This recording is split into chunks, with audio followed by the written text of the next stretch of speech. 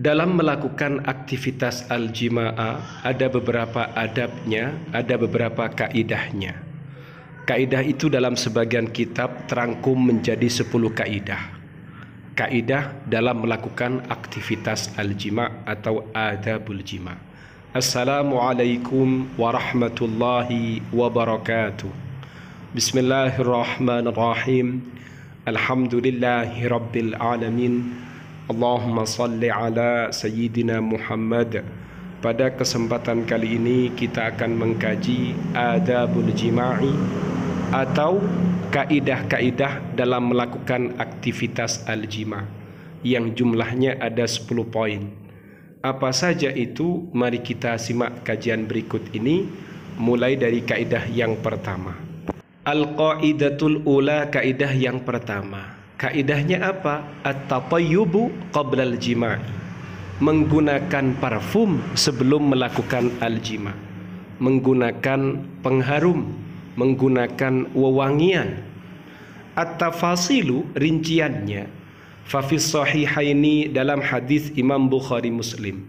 Min hadis Aisyah, hadis ini datangnya dari Sayyidatuna Aisyah radhiyallahu anha, semoga Allah taala meridai beliau. Qalat, beliau berkata, kuntu utayyibu Rasulullah sallallahu alaihi wasallam. Saya memakaikan wangi-wangian, memberikan wewangian kepada Rasulullah sallallahu alaihi wasallam. Fayatufu ala nisaihi. Lalu Rasulullah ini tawaf kepada para istri beliau, artinya berkeliling dari satu ke yang satunya. Thumma yusbihu muhriman, kemudian di pagi harinya Rasulullah ini berihram. Yandahu tiban, beliau ini semerbak dengan wanginya wewangian. Jadi kaidah yang pertama sebelum kalian melakukan aktivitas al-jima'ah adalah at-tatayyub qabla al-jima'i, menggunakan wangi-wangian sebelum melakukan al-jima'. Itu kaidah yang pertama. Wal qaidatu tsaniyatu, kaidah yang kedua. Al qaidatu, kaidahnya mula'abatu zaujati, mencumbu istri. At-tafasilu, rinciannya mula'abatu zaujati, mencumbu istri qoblal jima'i, sebelum melakukan al-jima'. Apa tujuannya? Litanhadha, agar bangkit syahwatuha, syahwahnya. Fatanalu, lalu istri mendapatkan minal ladzati, kenikmatan, ma yanalu, seperti yang didapatkan oleh suaminya. Jadi kaidah yang kedua harus ada mula'abah atau muda'abah, mencumbu istri. Maksud dari muda'abatuz zaujah atau mula'abatuz zaujah ini, sang suami harus mencumbu az-zaujah, istrinya, sebelum melakukan al-jima', sebelum memasukkan az-zakar ilal farji. Apa tujuannya? Kalau sudah ada muda'abah, cumbu rayu, itu agar sang istri bangkit. Apanya yang bangkit? Syahwatuha, syahwahnya, sehingga ia juga mendapatkan kenikmatan ma yanal, seperti yang didapatkan oleh sang suami.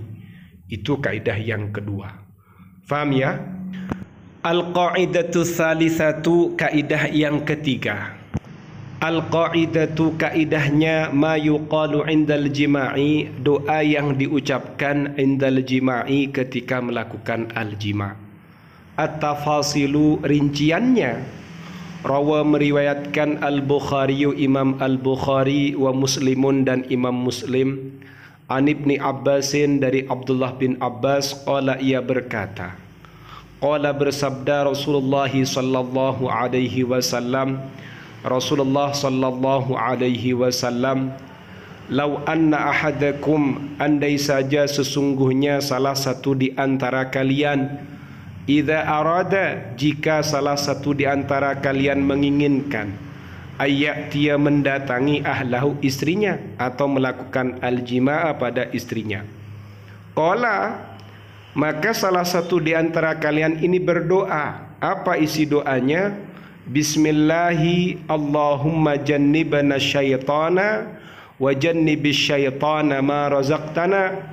Kalau diterjemahkan bismillahi dengan menyebut nama Allah, Allahumma, wahai Allah, jannibna, jauhkan kami, hindarkanlah kami, asyaitana, pada syaitan, wa jannibis syaitana, dan hindarkanlah syaitan, jauhkanlah syaitan, ma razaqtana, atas sesuatu, razaqtana, yang telah engkau memberikan rizki na, kepada kami. Maksudnya adalah ya al-walad, anak.